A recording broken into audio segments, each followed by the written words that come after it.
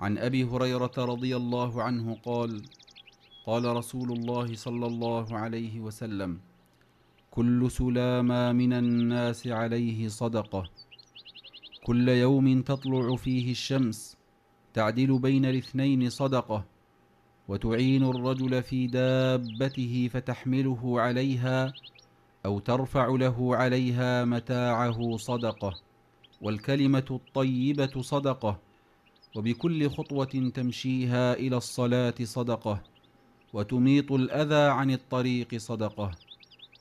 رواه البخاري ومسلم.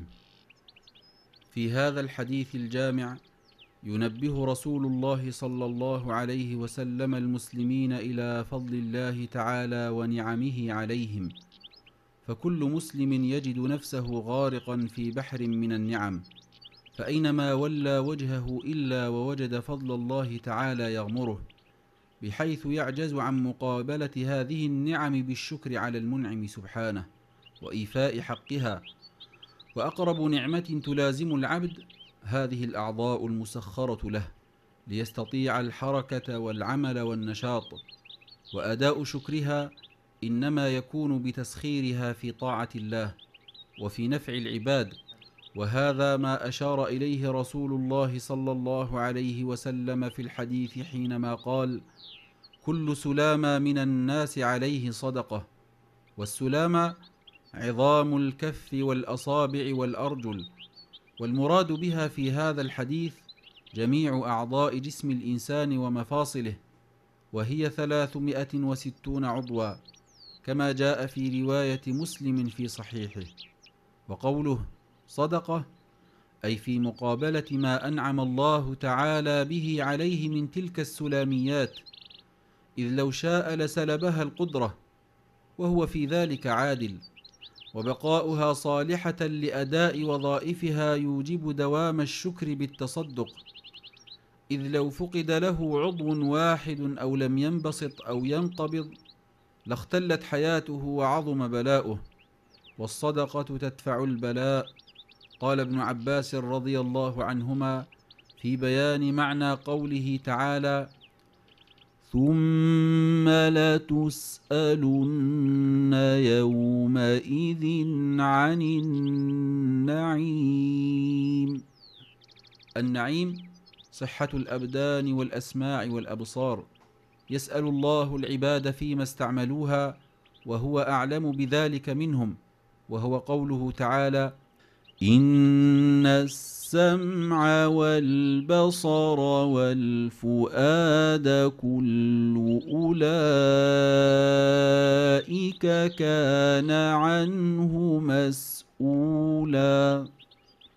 ومع هذا فإن كثيرا من الناس يغفلون عن هذه النعم، ويتناسون ما هم فيه من سلامة وصحة وعافية، ويهملون النظر في أنفسهم، ومن ثم يقصرون في شكر نعم خالقهم.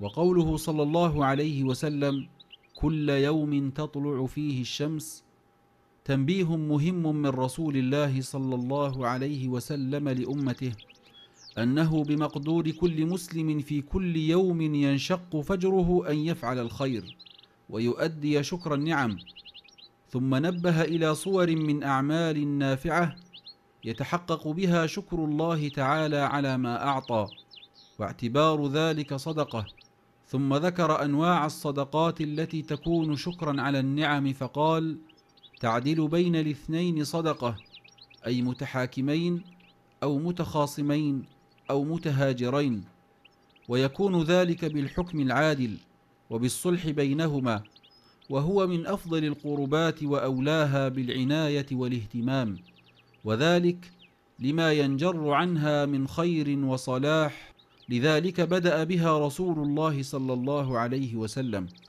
وقد جاء في القرآن الكريم ما يؤكد أهمية الإصلاح بين الناس.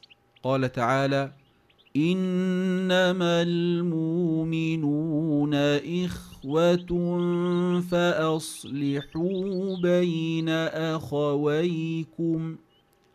وقال صلى الله عليه وسلم: ألا أخبركم بأفضل من درجة الصيام والصلاة والصدقة؟ قالوا بلى. قال: صلاح ذات البين، فإن فساد ذات البين هي الحالقة.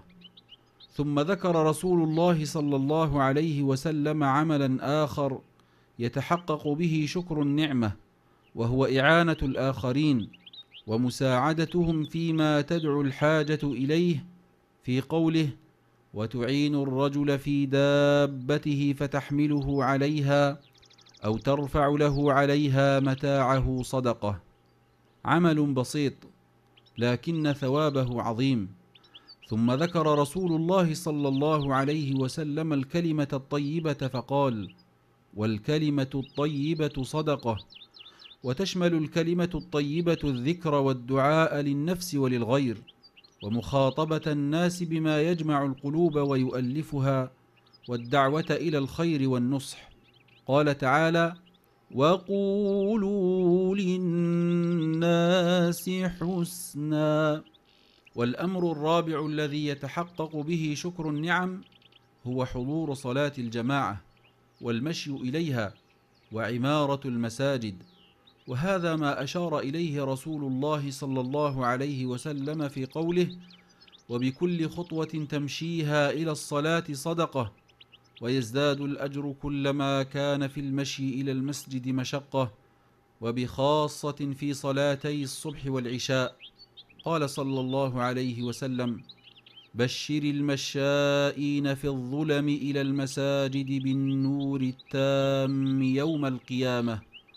والخصلة الأخيرة التي تعتبر من الصدقات ويتحقق بها الشكر إزالة كل ما يؤذي المسلمين من طريقهم.